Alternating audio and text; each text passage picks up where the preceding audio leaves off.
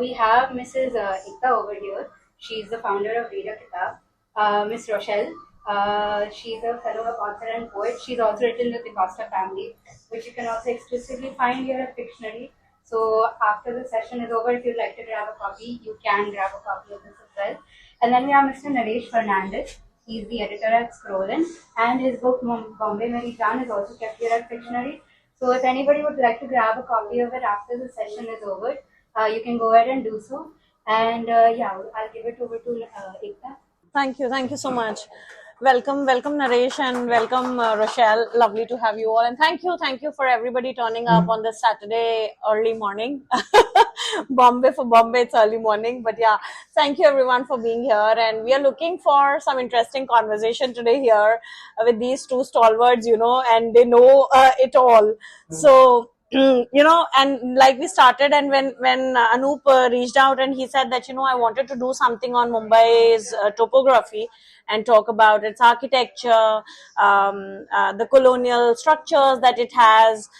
So it kept me thinking that there is so much to talk about when we talk about Mumbai. And let me start off with Rochelle asking that, I have prepared some questions, and I think I don't. No. This looks like very thick, but they're not many questions. I wake up in the middle of the night, sweat about exams. And this is reminding me of that. You are talking exactly like me, but I know I'm not going to ask any of these, after I begin the first one, because you guys will just, take it with the flow. Okay. But just to begin with, I think, Rochelle, I would, want to start off this conversation on Mumbai's topography, talking about, writers often talk that a place as a character. And when you look at books which talk about a particular space or place or surroundings, and in many books, many writers portray it as the main protagonist, like in your book as well, Mumbai Meri Jaan, or when we talk about other books which happen to be written on Bombay. There is so much that is, the place has its own character. So I also wanted to ask you that, do you think that there's a lot of colonial architecture which is already there? Do you think that these places have their own, temperaments? They have their own personality. They have their own characteristics, very stoic maybe at many times, or are they really interacting with the protagonist? So that's how I wanted to begin this conversation today. Thank you, Ekta. And I must first and foremost welcome all of you here. And I'm so glad to be on a panel with Ekta and Naresh. And Ekta's questions are frightening, I must say this. Because right enough, I knew she was going to come up with something like this and had to really get my thoughts together. And I'm glad about that. So I don't ramble on.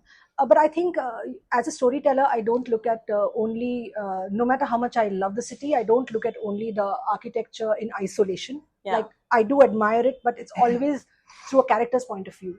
And there are so many people in Bombay that sometimes you never meet the same person twice. And because of, and sometimes you want to meet the same person again, just for the sake of familiarity, that you are not lost in this very big city. So when I look at Bombay and its architecture, for me, it's always from the gaze of the character, or the frame is the monument and the character, and the crucible is the city. So it's always a three-layered city, citizenry, and architecture. Yeah. And that's always the frame, and I think that comes from my school of thought of haiku and haibun, because in that poetry forms, we are told to be, as narrators, part of the frame. You are never out of it. So you're in tandem with what's happening while you're watching this object. So for me, it has always been that. And I do think that Bombay or the city, the architecture is also the moving architecture for me, like simple things like trains and rickshaws. Like I have Bombay hangovers where my cover is rickshaws. And I was kicking myself and saying, what's something better than this? But what's better than a rickshaw? Because my suburban characters, you enter the stories of my suburban characters through the rickshaw, through the humble rickshaw, and with the tuk-tuk, as they say, or in many places.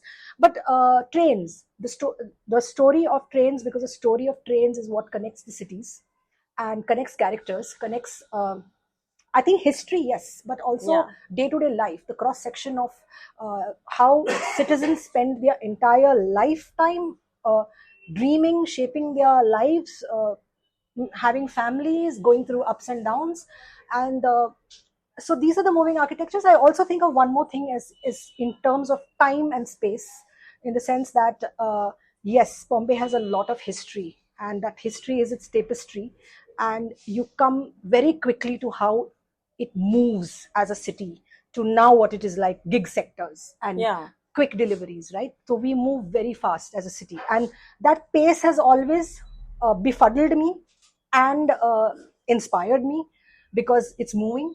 Like I was born and brought up in Kalyan in the 1990s, and I always thought it was so slow that time moved backwards. So Bombay was my aspirational city. Now it's my pespirational city.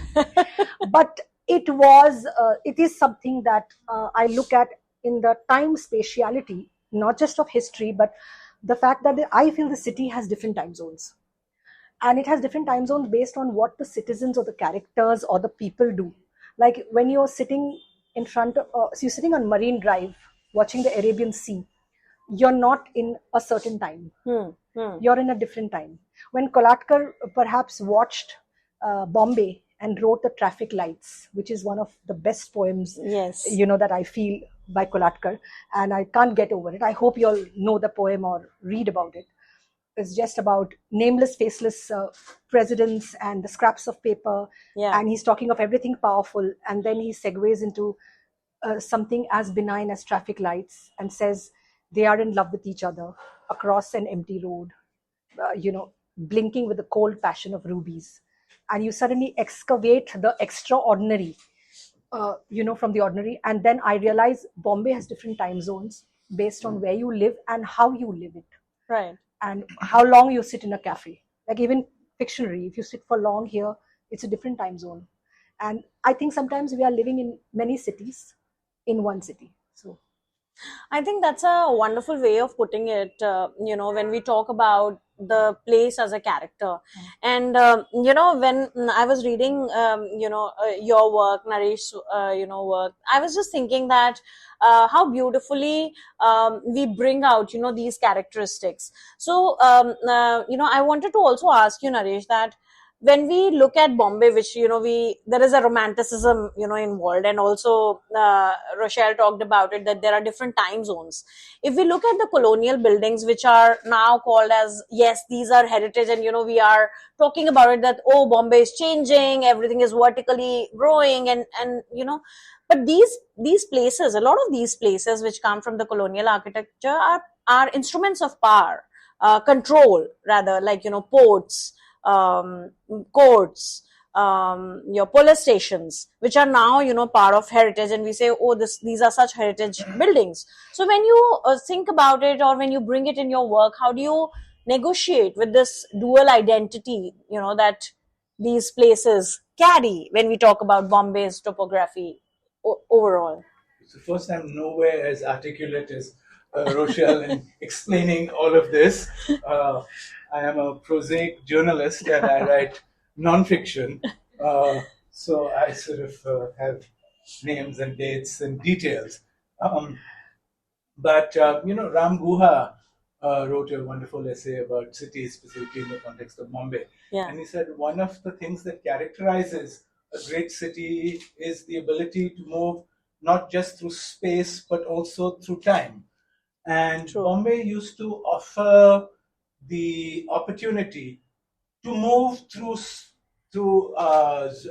neighborhoods that were specific in characteristic. When you were in Parel, there was a kind of architecture that spoke to working class life. Yes. If you were in Mazagon, there was Mathak Pakardi, which again, it was like what Bombay is doing now is completely erasing individual stories as we look through this sort of global architecture. There's nothing to distinguish between the glass and chrome building in Bandra and the glass and chrome building in South Bombay. Ballad Estate, an office district, is very specific. It could not exist anywhere else in the world because it opens out onto the port. Yeah. But BKC if you were blindfolded and taken there, you could be in Dallas or Dubai. So true. And so this is sort of what Bombay is losing, the ability to tell art stories in architecture. This idea of colonial architecture is a very strange thing. It's the thing that always pisses Goans off about when people say that's a Portuguese house. It's not a Portuguese house. It doesn't exist in Portugal. And these buildings are not, they don't exist in London. Yeah. There's a woman who's written a book called Joint Enterprise about it was built in the colonial period, but it was built with Indian money and Indian labor and Indian flourishes. So one of the wonderful things about, for instance, going to VT which again is such a sort of had such a bizarre change of names from BT to CST to CSMT now. Every time sort of involving new changes of signage, especially from CST to CSMT. But is to see the little detail and almost the whimsy in the bits that are carved onto the wall by Indian students of the JJ School of Architecture and the JJ School of Art. So these are Indian buildings, and they were Indian buildings of a certain time.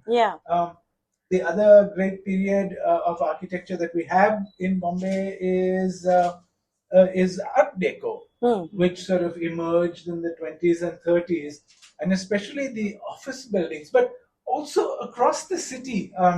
In Gaiwadi, there's a fantastic head of a cow in Art Deco style. If you go through Matonga, there's a Jain Derasar in Art Deco style. There are Parsi fire temples. Absolutely. And so these are Indian stories. And so perhaps some of them are official buildings, but most of this architecture is actually our stories. And we have now decided that we don't want to tell our stories. We want to be imitative. We want to pretend that we are American or European.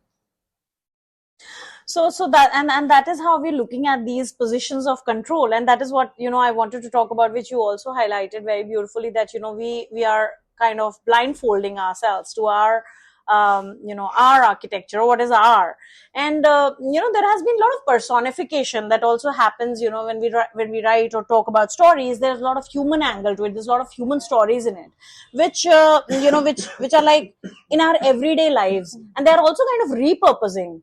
So Rochelle, I mean, when you write about it, like you talked about the auto rickshaw walas, would you want to also be more specific when we talk about all of these lives and the entire architecture that is surrounding Bombay, and like Naresh very beautifully talked about that it is so confusing now that how CST is now CSTM, and where, or CSMT, or where it is further going, and how the topography is changing, but how we are also changing in our personification of those things, those buildings, those the heritage that these buildings carry. Yes, because again, I think that as the city grows and changes, and the people change, and there was a time when we were like in 1979, we were almost 8 to 9 million as a population in Bombay. 2025, we are like, I don't know, 28 million, something like that. So we as a people are changing, and what happens when the city changes in its infrastructure? I always think of it like a woman on a how do you say, perennial cosmetic surgery, because the botoxes and the fillers are the flyovers, and it's never ending. She's always doing some surgery or the other. But the citizenry changes, and also technology, internet. I don't know what kind of new industries come up. This gig sector I'm very fascinated by, because it's new and it's come post pandemic, and it has changed Bombay in a way, like how much do we meet each other? There's so many things that you can look at as to spaces in Bombay. Like this, we are still very flesh and blood. We still need brick and mortar, but how much of it have we become holographic? Right? Because we are so technology driven. The pandemic also did that to us. It made us so digital that we are forgetting ourselves, and we are more digital selves. So we are many selves in one self. So I think as characters, when you're repurposing the city, it also depends on how you look at the city. There are citizens who love the city. There are citizens who spit pan on the city. Right? There are people who litter it. There are people who paint graffiti. There are also people who damage it.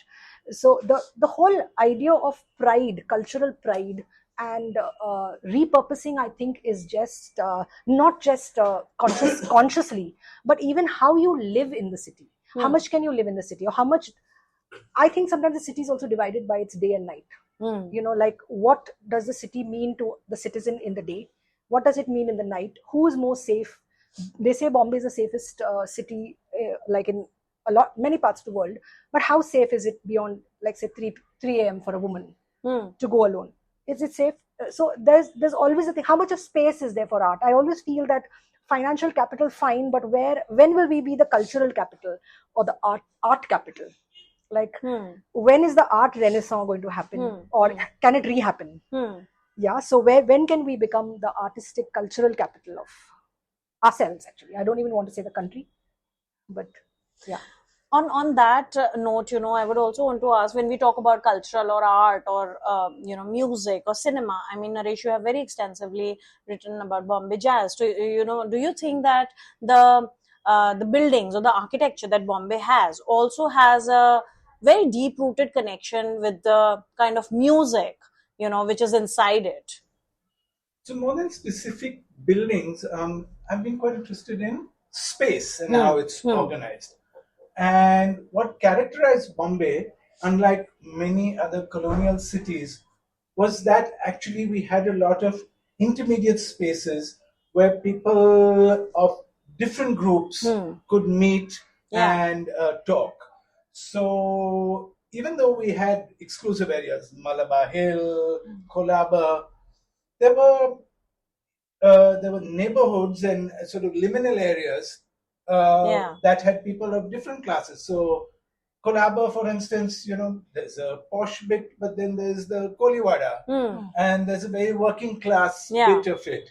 And so what really characterized Bombay to me was this forced, in a way, the intermingling of various groups in an organic way. You didn't have to go up and hug them, but you recognized their existence and you had a sense of what their lives were like. The train, I always thought, which until about 20 years ago was what everybody took, no matter what class you were. And again, some people travel in the first class, not so many. A lot of people travel in the second class. And the thing that I always delighted in the gents compartment of the second class was that 4 people sat on that bench, 1 person and a half bum. And so you said, I know you're tired, and then sort of you moved eventually, but you gave that person a little space. You didn't give up all your rights to him, but you acknowledged that this person was tired. Now that we don't travel by train, now that the sort of the people in this room, those of our class, aspire to live in gated communities. We are seceding.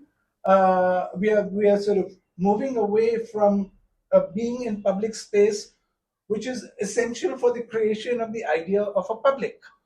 Among the things, again, and sort of, my family has lived in this neighborhood, one part of my family, for several hundred years. My grandfather used to be a farmer down the road. And so I've been interested in how communities are constructed, the idea of a social community, but also physically. What are the institutions that have allowed the sense of community to coalesce? And in my neighborhood, which is near St. Andrew's School, the things that have alarmed me is the rising walls. So until the 70s or 80s, Bombay walls could only be about 5.5 feet high, but the bottom part of the wall, which was the solid bit, could only perhaps be up to your knee, and the rest had to be clear. It was a grill that you saw through. And so it demarcated the inside from the outside, but you had a visual sense of it. Now you have these buildings with high walls, but also buildings are, you have these car podiums that go up to the 8th floor or whatever. You have no contact with those people and they don't have contact with you. It's a concept that Jane Jacobs, the American urbanist, called eyes on the street. And so, that makes neighborhoods safe. And you're talking about cities, we are now deliberately making ourselves unsafe by people who think they need to be safe by shutting themselves up behind walls, but they're actually sort of exacerbating the situation. The other sort of architectural change that again sort of goes against the idea of community is the disappearing Bombay balcony. In about 91, they passed these things called the development control rules, which of course were not meant to control development, but actually allow it to be completely unruly. And that allowed essentially balconies to be enclosed. And people not to build balconies. So now there are very few balconies. So, I recently actually did an essay on the changing Bombay soundscape. And I was trying to figure out how over the last century, what has changed in what we hear. And in 1882, there was a chap called K. Raghunathji who wrote a book called Bombay Beggars and Criers. And so he described all of these groups on the street. Some of them we don't have anymore, the leech sellers, thankfully. Or the fellows who sold Bilaiti Pani, which was ice. Because it was so summer, but also there's this astonishing heterogeneity of groups of people, and he describes what their cries are. And until my childhood, I know I'm an old person, but until the 80s, those cries remain the same. And now, since the balcony has disappeared, there's nobody for them to call out to. I don't know if, how many of you will remember this, but the balcony served this sort of very specific purpose that you heard the guy calling. If you lived in the first or second floor, you let down a bag with a string with the money in it. You sort of negotiated with the guy, and then you let down this bag with a string, and then you put it back up. It's not possible now. And so, sort of the architecture, as you were pointing out, changes the nature of interaction in the city. And makes us less human. And that's such a a poignant thing that we all need to notice when you talk about the changing landscape or changing architecture. When we talk about balconies or when we talk about these beggars, I was just, while you were talking, I was just thinking about this one book I read some time back. It was by John Berger, and he talks about the ways of seeing. So I think in somewhere around 1934 or something, he also won a Man Booker for this. And that book has just, when I was reading it, I was just thinking it from Bombay's perspective, that, how the gaze has also shifted. How we as people have also shifted, the entire story. And with the shifting of gaze, the entire story or the entire, the scenario or the way we have seen Bombay has also changed. So is this a conscious thing that is happening, which is kind of suppressing or resisting that single story, or we are just kind of putting eras over eras over eras and breaking down that single story, and every time a new thing kind of emerges and Bombay's entire thing comes up with everything new? So Bombay never had a single story. And so the beauty of Bombay was it allowed all these hundreds and thousands of stories to flourish, and for people who told one story to recognize the existence and the validity of the other story. Since 1991, with the relentless march of neoliberalism, people of our class believe that ours is the only story. That there is only one way for people to be. And now with the rise of the BJP and Hindutva, that has become the rise of the upper caste Hindu identity. And we all have that book there the wonderful book by Rahul Bhatia, The Identity Project, which is exactly about this, the creation of a singular identity, and anything else threatens it. And so, this is what we have to resist. We have to recognize the multiplicity of stories in India, and not just stories, their lives. And again, that's one of my pet peeves. Everybody talks about how we need to change the narrative. We don't need to change the narrative, we need to change real lives. Absolutely. And there's a difference between these things. So I have many pet peeves, but but I think, Naresh, these are so important and, also to be talked about. On a very lighter note, moving from this very dense conversation that we were having, Rochelle, again, nothing about the topography of Mumbai can be not dense in a way. But when you see, those old movies like, Bato Bato Mein, and, where they have so much of Parsi culture and everything that is around Bombay, the traveling Bombay, the working Bombay, and the beautiful Bombay, you have we've always romanticized Bombay, be it the art, be it the heritage, the trains, and there are so many beautiful movies that have also come out, but now when we look at it, it feels very dense, it feels very shiny, very going vertically and going up like that. So how do you think that that has kind of changed in terms of spaces, in terms of architecture, and also, we're seeing that shift, but how do the stories have kind of changed? Are we still romanticizing Bombay? See, I think that's a very question to be really thought about, because Bato Bato Mein was released in 79. So that time the population of Bombay was smaller. We all met each other more. We bumped into each other more. We spoke more. Perhaps I don't know what politics we played with each other, but we were there with each other much more, right? So now we are a very large city of multiple people, and there's so much of fragmentation of every kind, whether it's technological fragmentation, whether it's I don't know, work at home is good, but it's like how much do you know your neighbors? Do you even do you even care about them, or how do we even help them out? So there's so much of palpability that's missing.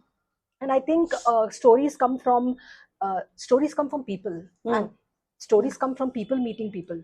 So it can never be that you write a story about me and this bottle. The day you just write about me and an object, it means there's loneliness, and there is a lot of growing loneliness actually, because there are so many people. But there's all the more loneliness. Then there's social media, which is further fragmenting. Then there's media in itself, that you're taking this influx. So there's a lot of technology that's also interfering with how you live as a person or as a citizen in the city. It's not just the city alone and how it's growing and becoming so much. It's becoming so much that I think one of the things we're trying to do is keep finding ourselves, because there are a lot of things getting lost, and you want to find your way back to yourself and to another person. And I think sometimes the romanticizing, I don't know, but it's like traffic first, then technology, then love. That's how it's working. That's and the repurposing of it, I was just thinking of the soundscape. I remembered K. D'Souza, one of my characters in Bombay Hangovers.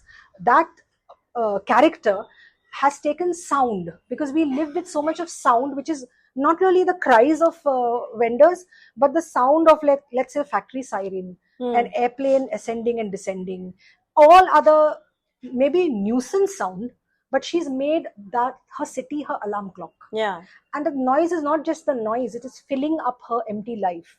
So we've also got to that point of I think a miserable kind of existence, wherein noise is also belonging.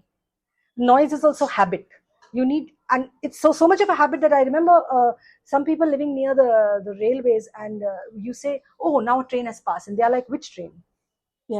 Because they are so used to that. So noise is being repurposed. So I don't know how many other very intangible things we are taking in, because I think it's not only that a place is character, but even characters and people are places nowadays. Yeah. Because you're coming home to people now, and you're going into foreign places to people, right? So the interaction of people is very essential, and that palpability shouldn't get lost in a fast moving technology and city life, and I don't know what else. But the only good thing I find about today's not Bombay actually, but today's life, is that we're speaking about mental health a lot more. And I think we were not speaking about it a lot.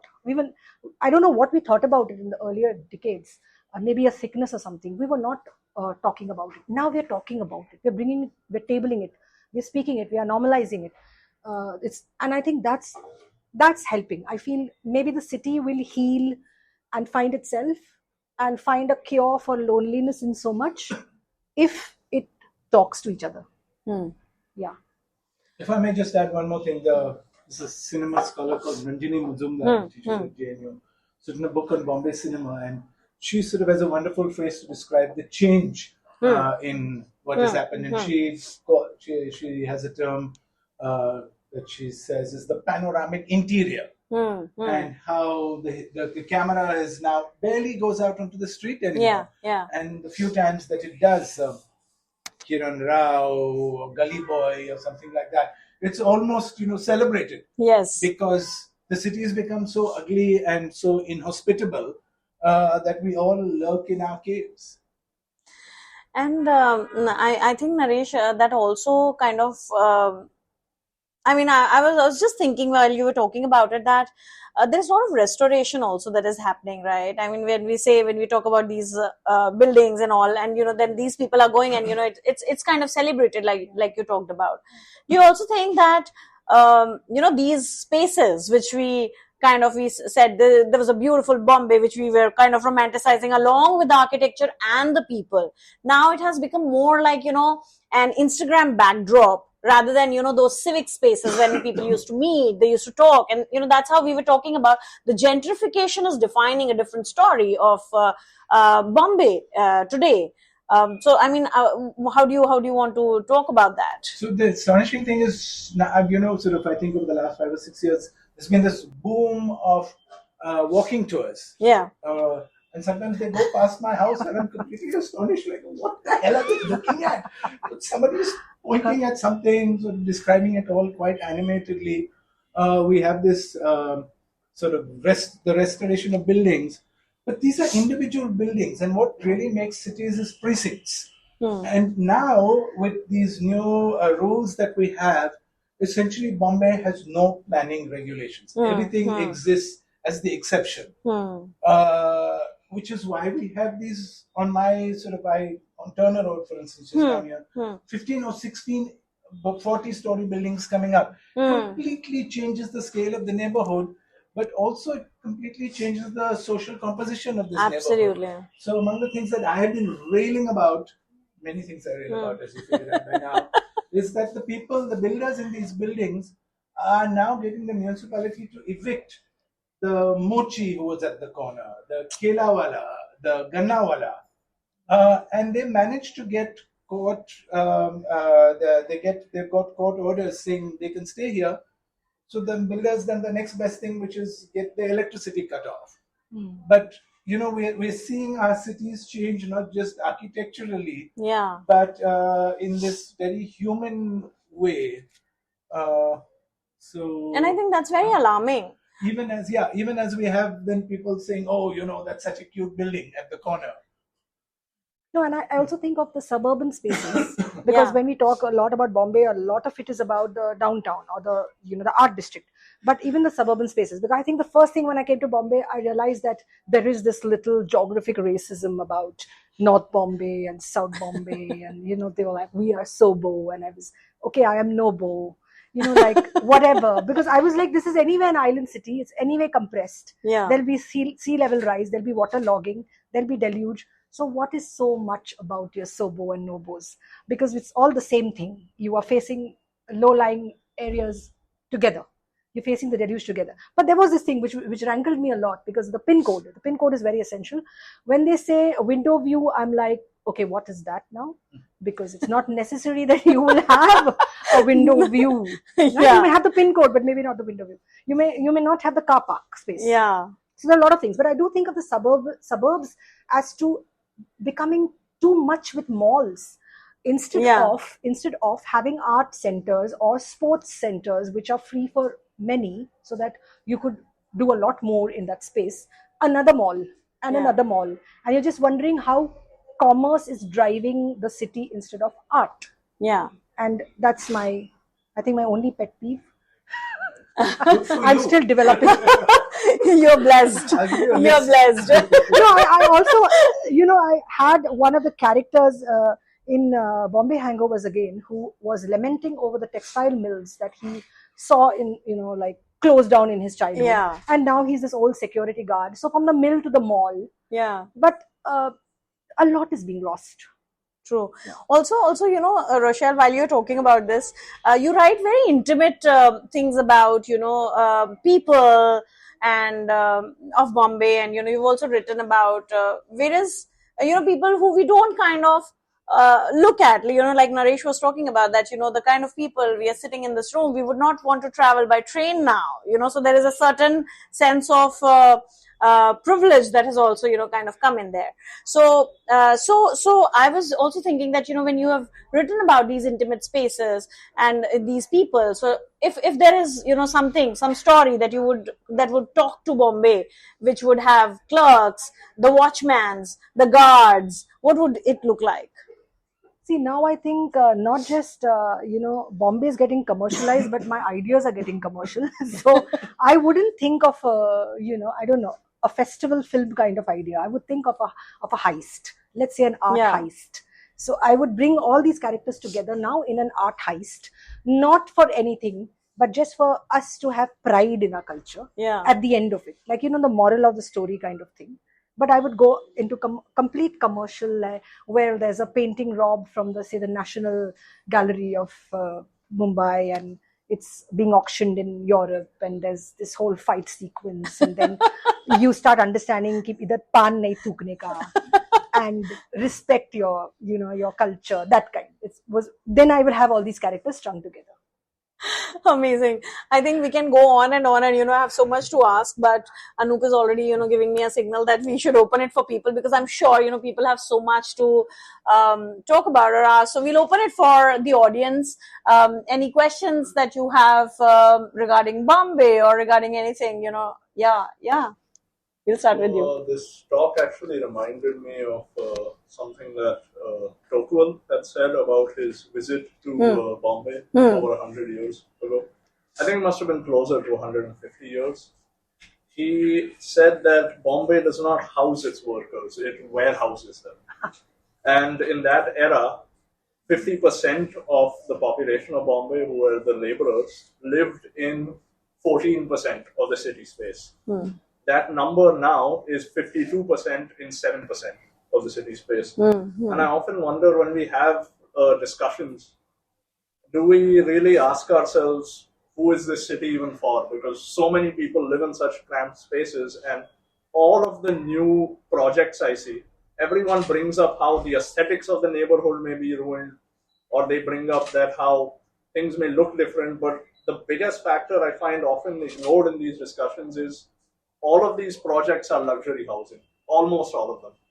And so what we are seeing is that when the government steps in and says we are doing slum rehabilitation, they are squeezing that space even further down, because you're rehabilitating that slum, but it's luxury apartments. The people who are living in these slums are not going to be able to live there. You make one sad excuse of a building for the slum dwellers to live in, and in turn you create another slum, and you just squeeze that space even further.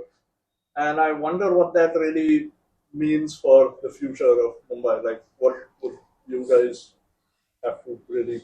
I think my answer would only be no. I think my answer would only be is, whose city is this? And that's such a difficult question to answer, because we could say it's everyone's city, but it depends on how the policies unfurl, and I don't know who has the power. you know it better. No. No, but that is precisely this sort of lack uh, of feeling for people of other classes that I've been talking about. Yeah. And for instance, when the textile strike happened in 1982, people of our class, not all of them, several of them, went out. Young people went out to join the mill workers. Yeah. There have been housing rights struggles in the city forever. Patrick Geddes, who was the first professor of sociology, spoke about the warehousing, not the housing. But when in the 70s and 80s, one of the primary housing rights organizations was the Nivara Hak Suraksha Samiti, which the main faces of one of the main faces of it was an actress called Shabana Azmi. People were willing to step out and speak for other people. We now have the Dharavi project coming up, but also vast tracts of other land allocated to Adani, like by Bandra Reclamation. This bit that was reclaimed as a staging ground for to build the ceiling was supposed to be public space. It's now been sold to Adani. But the housing question, which is something that sort of Bombay has not been able to solve for 100 years, Adani is now in the middle of giving public land to Adani, and nobody cares. It's not the biggest discussion that we're having. We accept these things, and also because, especially since 2014, anybody who comes out to protest is brutalized. Yes. So young people are scared. I mean, it's been interesting to see the what happened in Nepal. In 2 days, they brought the government down. In 2 days, young kids did this. And the Indian reaction has been, oh, somebody set them up, who's paying them, China, US. And it's as if we cannot countenance the idea that there is genuine anger and people will come out on the streets to say we want better lives. So, also, I feel that the sense of belonging that we talk about is kind of very misleading in today's times, because we generally we're not able to belong. And I think that also causes a lot of loneliness. No, and I think there is a certain, build-up of complicity. There is a certain bit of inertia that's building in. I don't know how it's coming in. Is it streaming stations that you're just watching and you're becoming this ouch potato? But there is a certain inertia that's entering us. That revolutionary side is muted. Any other question? Yeah, okay. We'll take a few? Okay. Yeah, we'll go to you. Yeah, so a similar question actually, based on like the workers' movements. So like, what is the legacy of like the many workers' movements that have taken place in Bombay? Like, for example, in Vienna, we still see like municipal housing and stuff like that. So is there a legacy? Is there a positive legacy on the architecture as well as on the culture? I mean, this is exactly what Patrick Geddes was talking about 100 years ago. These chawls, which have since been romanticized for, being spaces of community and all of this. They were miserable. And now we're building these SRA houses that are even more miserable. I don't know if you've been to Monkhood, but there's a place called Lalubai Compound. Has ridiculously low life expectancy. I mean, some of it is worse than in Bihar. In Bombay, in India's richest city, it's dank. There's no ventilation, and we've come to agree that this will be the way that this is the only way to house the poor. That we take away these large plots, put them on a very small plot, and build the rest will be luxury housing. Any positive legacy left over? I mean, there are pockets of people who remember these ideas and still come out onto the street at great personal cost. See, what the last 10 years have shown us is that the only way to effect legislation and policy is to come out. That's what happened in the farmers' movement. It should have happened in the CAA movement, but COVID came around, and now the leaders of that movement have been in jail. for 5 years. Today is an anniversary of, I think, Shabji Imam having been arrested without any bail. So all of this is, these are messages that that are calculated to tell you, don't you dare. Yeah. Yeah. Okay, we'll take. And I hope to end this on a positive note. We've spoken about how there's an aspiration to these gated communities, almost like in suburban Bombay, there are no public spaces except malls. So my question is, if you had to imagine a positive public space, like all three of you, or a positive direction in which there is a public space which has art or these kinds of ideas for everyone, not just the people who live in these private gated communities. What could that look like? Who wants to go first? So I would like to reclaim the rivers and unpollute them. And I just realized there are so many rivers, not just the Miti and the Daisa river, but there's also Chandansar river, Teso river, Mahul river. I didn't even know, Tansa river. And whatever rivers are polluted, to unpollute them first, and to actually have, boats with poetry read on them. Yeah. Because I feel we are not using, first of all, we are abusing our rivers. And secondly, we are not using even our waterfronts properly. But there's this poetry festival in Macedonia, which is called the Struga Festival. And a lot of it happens on the boat where the poet reads and massive amount of people come and listen. So we should open our waterways, not just for transport into this very heavy, crowded city, but for art. And if nothing else, then at least for poetry, because it's small as a form and it reaches far and deep. But yes, so not only unpollute the rivers and clean them up, which is important for us to do it environmentally, but also to make it beautiful as poetry is, because it flows through and through all the sieves of any other art form. Poetry flows deepest. And yeah, a poetry festival. I think we need to remove the gates. Yeah. And just let spaces be. We don't need to prettify them. We don't need to put lawns on them. We don't need to put walking tracks on them. Children just need space to play. They've got imaginations. We are now going to lose Juhu Beach as that Koshtu Road comes up. It's going to turn into black clay in a few years, because that's what happens when you build a structure of that sort. You've already lost Dadar Beach and Mahim Beach in exactly the same way. You have to care. And I don't know why we want to end on a positive note, because you have to be angry. If you want to be happy all the time, then nothing changes. You have to recognize the problems, and you recognize these are problems of enormity. Also, I think that, the parks that we have, they have become gated as well. There's exactly what I mean. There's a time, okay, come in at 8 o'clock, get out by 10 o'clock, and then again come at 5 o'clock, get out by 7 o'clock. It's absurd. This is the only, and if nothing else, with global warming, you need to have those parks open, and that's what they've done in Ahmedabad. This is part of Ahmedabad's heat action plan. Yes. People will go to the park and sit under a tree, because essentially a slum house is a tandoor. It's brick with a metal wall. That's exactly how you make tandoori roti or tandoori chicken. So yeah, but we of course can't see this in. When you talk to the municipal authorities, they'll say Parks and Gardens Department is different from, the ward office, from something else.